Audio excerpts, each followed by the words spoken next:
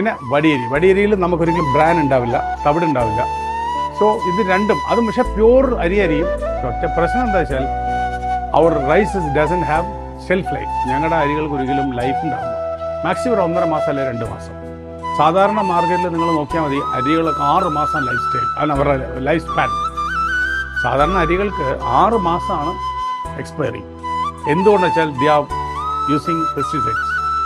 അതിനകത്തൊക്കെ പെസ്റ്റിസൈഡ് അടിക്കും. അതായത് മെയിനായിട്ട് അടിക്കുന്ന പെസ്റ്റിസൈഡ് നമ്മുടെ ഇതില്ലേ റെഡ് ഓക്സൈഡ് ഓയിൽ, അതാണ് സ്പ്രേ ചെയ്യുന്നത്. അങ്ങനെ സ്പ്രേ ചെയ്യുമ്പോൾ അതൊരു 6 മാസമൊക്കെ ഇരിക്കും. നമ്മുടെ അരികൾക്ക് അതില്ല. നമ്മുടെ അരിയൊക്കെ നാടൻ അരിയാണ്.